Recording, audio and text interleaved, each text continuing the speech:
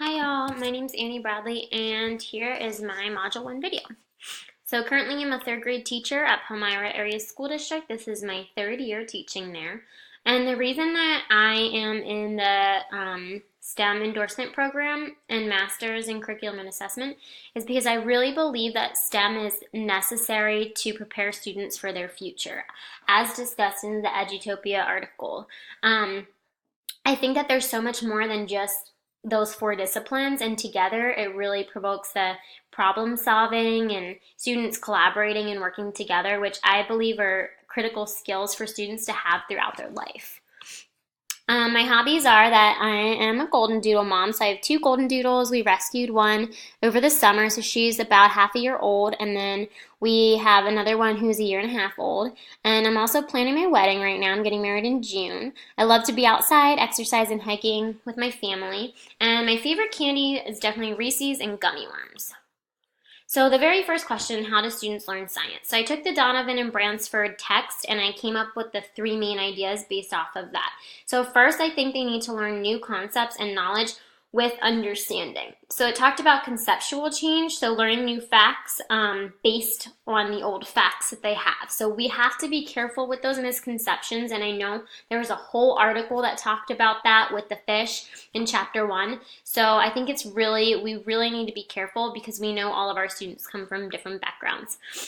Students need to experience inquiry to learn science, and they need to make distinctions between observations and theory, as well as use observation, imagination, and reasoning. Because I feel like a lot of times when we think of inquiry in science, we think hands-on, no imagination. And I think that that's a big thing to keep in mind. Let kids use their imagination and reasoning.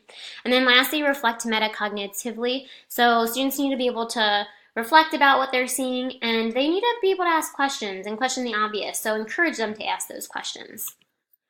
Secondly, the barriers I also kind of took out of Donovan and Bransford, but I think it's difficult to address the misconceptions because some are more firmly rooted, as they said, and I think it's so hard for some kids growing up, it's all they know, and then for you to kind of say, hey, this is actually not how it is, it's really difficult for them to change that in their minds.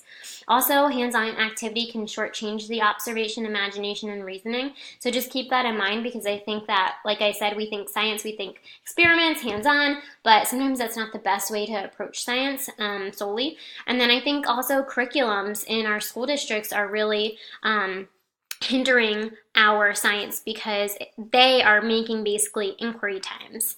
And then lastly, time. I mean, we have such a packed schedule, it's so hard to fit everything in. My classroom personally, I think we're trying to move from like the inquiry times approach to more of an integrated approach, and I'll talk about that next. And then I think metacognition is such a huge part of third grade reading. We teach them to think about what they're reading, and this transfers over to the other disciplines in STEM. And lastly, my perspective, as stated by Bybee, is the integrated discipline. I definitely believe everything's integrated, and I think about this when I'm planning lessons and units, and I think to myself, how can I integrate all disciplines into this lesson? Not just be technology and add a little bit of math.